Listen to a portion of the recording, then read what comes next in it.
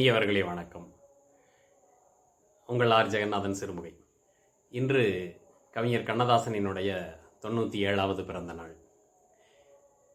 கவிஞர் கண்ணதாசன் வாலியின் வரிகளில் சொல்லப்போனால், காட்டுக்குள் தேனீக்கள் கூட்டுக்குள் வைத்ததை தன் பாட்டுக்குள் வைத்த பாவலன் அவன்.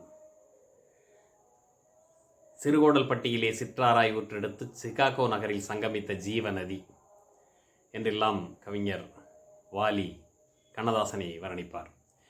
வியட்நாம் வீடு என்ற படத்திலே கவிஞர் கண்ணதாசனால் எழுதப்பட்ட பாடல் கேவி மகாதேவன் அவர்களால் இசையமைக்கப்பட்டு 1970ஆம் ஆண்டு வெளிவந்தது.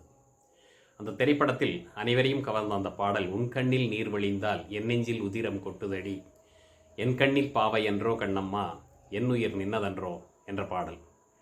அதிலே காலச் சுமை தாங்கி போலே மார்பில் எனை தாங்கி வீழும் கண்ணீர் துடைத்தாய், அதில் என் விம்மல் தணிந்ததடி என்ற வரிகள் மிகவும் ஆறுதல் சொல்லுகின்ற வரிகளாக இருந்த வரிகள். இந்த திரைப்படம் வெளிவந்த காலத்திலே அந்த குறிப்பிட்ட வயதில் இருந்த எத்தனையோ பேரை இந்த பாடல் மிகவும் ஈர்த்தது என்று சொல்லலாம்.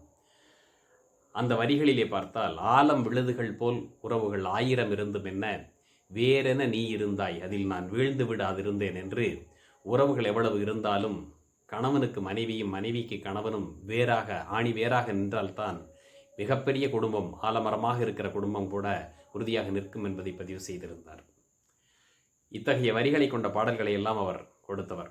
அவரை பற்றி மிக அதிக நேரம் பேச வேண்டும். இந்த பதிவிலே இந்த ஒரு பாடலை நினைவு கொள்ளுங்கள். முடிந்தால் இதை நீங்கள் உங்களுடைய யூடியூப் சேனல்களிலே சென்று கேட்டு ரசித்து பாருங்கள். இந்த வரிகளுக்கு சொந்தக்காரர் அவர். இதை போன்ற அவர் எழுதிய எத்தனையோ பாடல் வரிகளை பற்றி இன்னும் வரக்கூடிய பதிவுகளில் நாம் பார்க்கலாம். இன்று அவருடைய பிறந்தநாள் என்பதால் அவரை நினைவுகூரும் வகையில் இந்த வீடியோ பதிவை நான் வெளியிடுகிறேன்.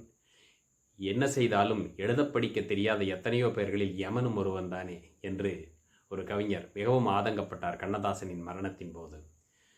அந்த கண்ணதாசனை நினைவு கூர்வோம். அவருடைய வரிகளை எல்லாம் படித்து அதில் உள்ள நல்ல கருத்துக்களை நாம் உள்வாங்கி அதனை அடுத்த தலைமுறைக்கு கொண்டு சேர்க்க வேண்டிய கடமை நமக்கு இருக்கிறது என்பதை இந்த நேரத்தில் உங்களிடம் தெரிவித்துக்கொண்டு அடுத்த பதிவில் சந்திக்கும் வரை விடைபெறுகிறேன்.